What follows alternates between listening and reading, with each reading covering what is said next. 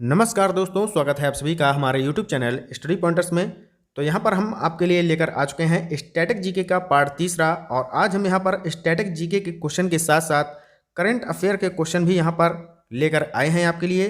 और ये क्वेश्चन आपके यूपीएसआई, एसएससी, रेलवे, लेखपाल, सुपर टेट सभी एग्जाम के लिए बहुत ही महत्वपूर्ण होने वाले हैं।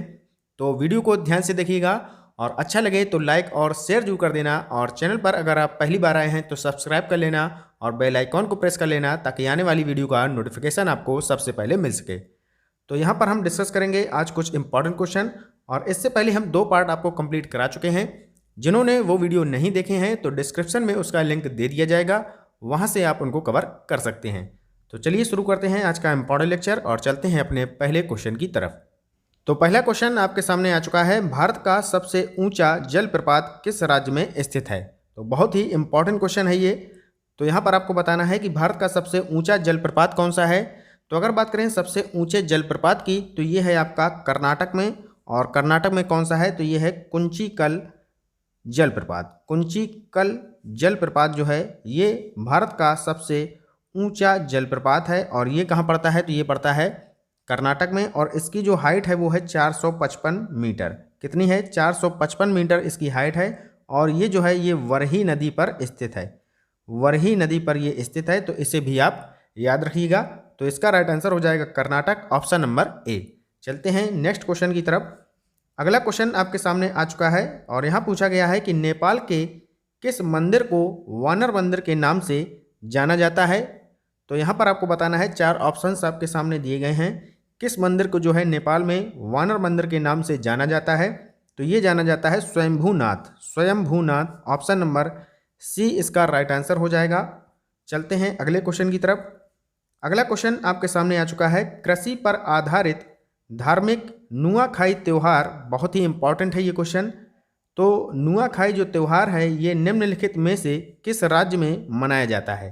तो यहाँ पर आपको बताना है कि नुआखाई जो त्यौहार है ये किस राज्य में मनाया जाता है। अगर बात करें नुआखाई त्यौहार की तो ये जो है कहाँ पर मनाया जाता है, ये मनाया जाता है उड़ीसा में। ऑप्शन नंबर सी इसका राइट आंसर हो जाएगा। और अगर बात करें ये कब मनाया जाता है तो ये मनाया जाता है भाद्रपद की जो शुक्ल पंचमी होती है। भाद्रपद की जो शुक्ल पंचमी होती है इस दिन ये जो है मनाया जाता है। और इसका मतलब क्या होता है नुआखाई का, तो नुआ का मतलब होता है नया और खाई का मतलब होता है खाना। यानी कि खेतों में जब नई फसल का आगमन होता है तो उसके स्वागत में यह त्यौहार उड़ीसा के किसानों के द्वारा मनाया जाता है। तो ये सब बातें आपको पता होनी चाहिए नुआखाई त्यौहार के बारे में। चलते हैं अगले क्वेश्चन की तरफ। अगला क्वेश्चन है, निम्नलिखित में से किसे युवा गणतज्ञों के लिए रामानुजन पुरस्कार 2021 से सम्मानित किया गया है। तो यहाँ पर आपको बताना है कि रामानुजन पुरस्कार 2021 से किसे सम्मानित किया गया है। 4 ऑप्शंस आपके सामने दिए गए हैं। तो अगर बात करें इसके राइट आंसर की तो प्रोफेसर नीना गुप्ता को जो है रामानुजन पुरस्कार 2021 से सम्मानित किया गया है। तो ऑप्शन नंबर बी इसका राइट आंसर हो जाएगा। चलते हैं आगे अगले क्वेश्चन की तरफ। अगला क्वेश्चन है, हाल ही में महाराष्ट्र सरकार ने कैंसर की रोकथाम के लिए किस योजना को शुरू किया है। तो यहाँ पर आपको बताना है कि महाराष्ट्र सरकार के द्वारा कैंसर की रोकथाम के लिए कौन सी योजना का प्रारंभ किया गया है। मेल एक्सप्रेस, नमन एक्सप्रेस, हिम्मत एक्सप्रेस या फिर होप एक्सप्रेस। तो ये किया गया है hope express. Option number D इसका राइट आंसर हो जाएगा। होप एक्सप्रेस का जो है प्रारंभ किया गया है कैंसर की रोकथाम के लिए महाराष्ट्र सरकार के द्वारा। और अगर बात करें महाराष्ट्र सरकार की तो यहाँ के जो सीएम हैं यानी कि मुख्यमंत्री हैं वो हैं उद्धव ठाकरे। और जो गवर्नर हैं यानी कि जो राज्यपाल हैं महाराष्ट्र के वो हैं भगत सिंह कोश्यारी। तो चलते हैं नेक्स्ट क्वेश्चन की तरफ।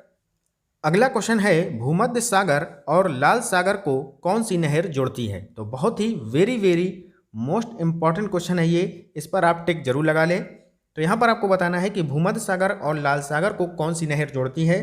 तो ये जोड़ती है स्वेज नहर। ऑप्शन नंबर सी इसका राइट आंसर हो जाएगा। और यहीं पर अगर बात करें पनामा नहर की तो पनामा नहर किसे जोड़ती है तो ये जोड़ती है प्रशांत महासागर को। किसे जोड़ती है? प्रशांत महासागर को अटलांटिक महासागर से। प्रशांत महासागर को अटलांटिक महासागर से जोड़ती है पनामा नहर। और भूमध्य सागर और लाल सागर को कौन जोड़ती है तो ये जोड़ती है स्वेज नहर। तो ये दोनों क्वेश्चन आपको यहाँ पर याद रखने हैं, कन्फ्यूजन यहाँ पर आपके लिए ना पैदा हो, इसलिए हमने यहाँ पर दोनों क्वेश्चन आपको यहाँ पर बता दिए हैं। चलते हैं नेक्स्ट क्वेश्चन की तरफ। अगला क्वेश्चन है ग्रैमी अवार्ड। तो ग्रैमी अवार्ड जो है ये किस क्षेत्र में दिया जाता है, ये भी आपके लिए very very most important question है और कई बार ये पूछा जा चुका है। तो ग्रैमी अवार्ड जो है तो ये दिया जाता है आपका संगीत के क्षेत्र में। संगीत में इसका यहाँ पर ये राइट आंसर हो जाएगा, ऑप्शन नंबर ए इसका राइट आंसर हो जाएगा। और यहीं पर अगर आपसे पूछा जाए कि जो पहला ग्रैमी अवार्ड है ये कब दिया गया था, तो पहला जो ग्रैमी अवार्ड था ये दिया गया था 4 मई 1959 को, 1959 को जो है पहला ग्रैमी अवार्ड दिया गया था। चलते हैं नेक्स्ट क्वेश्चन की तरफ। अगला क्वेश्चन है इंडियन नेशनल कांग्रेस के पहले अध्यक्ष कौन थे। तो यहाँ पर आप कंफ्यूज ना हो, इंडियन नेशनल कांग्रेस इसका मतलब है कि भारतीय राष्ट्रीय कांग्रेस का पहला अध्यक्ष जो है किसे बनाया गया था, ये आपको यहाँ पर बताना है।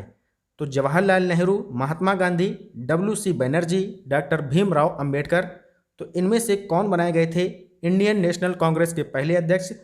तो ये हो जाएगा आपका right answer WC Banerjee, option number C इसका राइट आंसर हो जाएगा।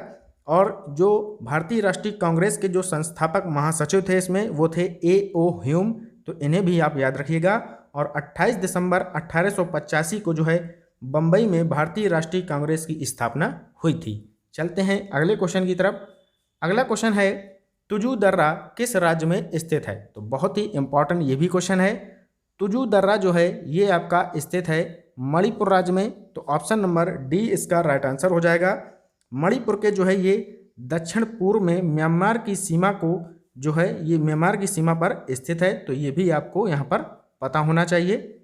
तो चलते हैं आज के अंतिम क्वेश्चन की तरफ और ये होगा आज का हमारा लास्ट क्वेश्चन। हाल ही में किसने प्राकृतिक खेती को बढ़ावा देने के लिए जीवा कार्यक्रम शुरू किया है। तो यहाँ पर आपको बताना है कि जीवा कार्यक्रम जो है इसकी शुरुआत किसके द्वारा की गई है। तो अगर बात करें जीवा कार्यक्रम की तो इसकी जो शुरुआत है वो नाबार्ड के द्वारा की गई है। किसके द्वारा की गई है, नाबार्ड के द्वारा की गई है। और अगर नाबार्ड की बात करें तो इसका फुल फॉर्म क्या होता है, तो इसका फुल फॉर्म होता है national bank for agriculture and rural development, और इसे जो है हिंदी में कहते हैं राष्ट्रीय कृषि एवं ग्रामीण विकास बैंक। तो ऑप्शन नंबर डी इसका राइट आंसर हो जाएगा।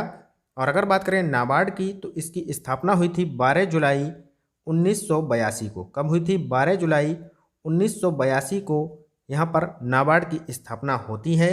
और अगर बात करें इसका हेडक्वार्टर कहाँ पर है, तो इसका जो हेडक्वार्टर है वो है मुंबई में, तो ये भी आपको पता होना चाहिए। इसका जो हेडक्वार्टर है ये है आपका मुंबई में। और इसके जो वर्तमान में अध्यक्ष हैं वो हैं doctor GR Chintala, doctor GR Chintala, तो ये नाम आपको यहाँ पर पता होना चाहिए। डॉक्टर GR चिंतला जो हैं वो नाबार्ड के अध्यक्ष हैं। तो इसका जो राइट आंसर हो जाएगा वो हो जाएगा ऑप्शन नंबर डी, राष्ट्रीय कृषि एवं ग्रामीण विकास बैंक। तो ये था आज का हमारा इम्पॉर्टेंट लेक्चर, और वीडियो कैसा लगा जरूर कमेंट बॉक्स में बताएं। मिलते हैं इसके नेक्स्ट पार्ट में, तब तक के लिए good bye, have a nice day, जय हिंद, जय भारत।